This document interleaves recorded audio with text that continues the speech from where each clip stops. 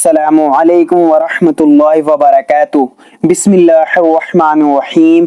शुरू करता हूँ अल्लाह ताला के नाम से जो बड़ा मेहरबान और निहायत रहम करने वाला है।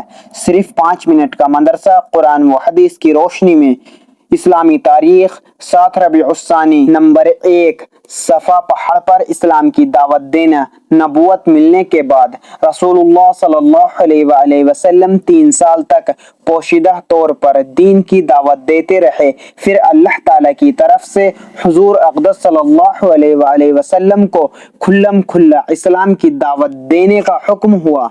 इस हुक्म के बाद रसूलुल्लाह सल्लल्लाहु अलैहि वसल्लम ने सफ़ा पहाड़ी की चोटी पर चढ़कर मक्के के तमाम खानदान वालों को आवाज़ दी। जब सब लोग जमा हुए तो आप सल्लल्लाहु अलैहि वसल्लम ने फरमाया, ऐ लोगों, अगर मैं तुमसे ये कहूँ कि इस पहाड़ी के पीछे एक लश्कर आ रहा है जो अनकरीब तुम पर हमला करने वाला है, क्या तुम उस बात का यकीन करोगे? सब एक ज़बान होकर बोले, क्यों नहीं, आप तो सादिकीन और अमीन हैं। फिर आप सल्लल्लाहु अलैहि वसल्लम ने फरमाया, लोगों, एक अल्लाह ताला पर ईमान लाओ और बुतों की इबादत छोड़ दो। मैं तुमको एक सख्त अजाब से डराने और आगाह करने आया हूँ जो बिल्कुल तुम्हारे सामने है।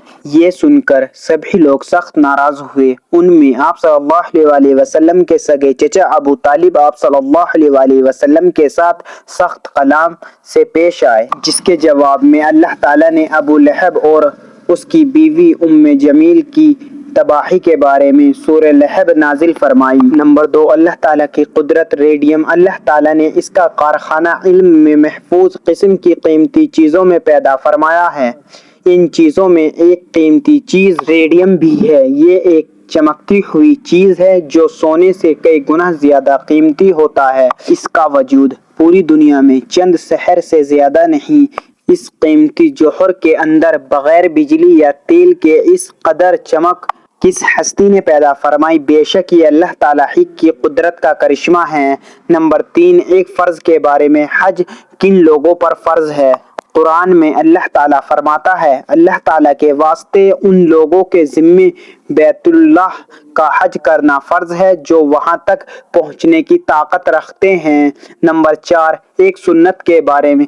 गुस्ल करने का सुन्नत तरीक़ा। रसूलुल्लाह सल्लल्लाहु अलैहि वसल्लम जब गुस्ल जनाबत फरमाते तो सबसे पहले हाथ धोते, फिर सीधे हाथ से बाएं हाथ पर पानी डालते, फिर इस्तंजे की जगह धोते, फिर जिस तरह नमाज के लिए वज़ू किया जाता है इसी तरह वज़ू करते, फिर पानी लेकर अपनी उंगलियों के जरिए सर के बालों की जड़ों में दाखिल करते, फिर 3 दफ़ा दोनों हाथ भरकर एक के बाद एक सर पर पानी डालते, फिर सारे बदन पर पानी बहाते और सबसे आखिर में दोनों पाँव धोते।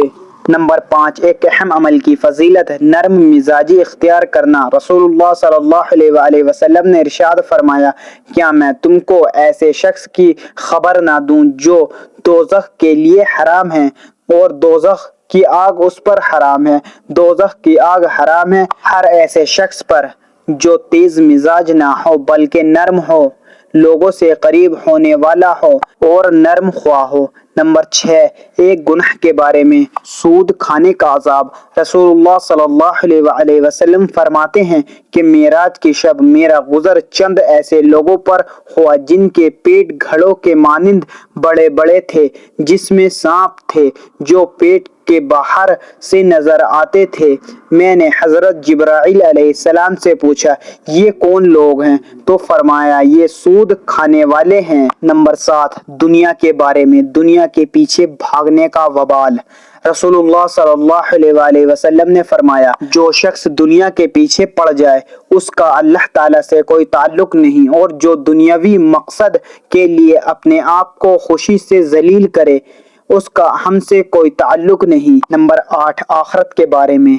जहन्नुम का जोश। कुरान में अल्लाह ताला फरमाते हैं, जब जहन्नुम क़यामत के झुटलाने वालों को दूर से देखेगी तो वो लोग دور ہی سے اس کا جوش و خروش سنیں گے، اور جب وہ دوزخ کسی تنگ جگہ میں ہاتھ پاؤں جکڑ کر ڈال دیے جائیں گے تو وہاں موت ہی موت پکاریں گے، جیسا کہ مصیبت میں لوگ موت کی تمنا کرتے ہیں۔ نمبر 9، طب نبوی سے علاج، بے ہوشی کا علاج۔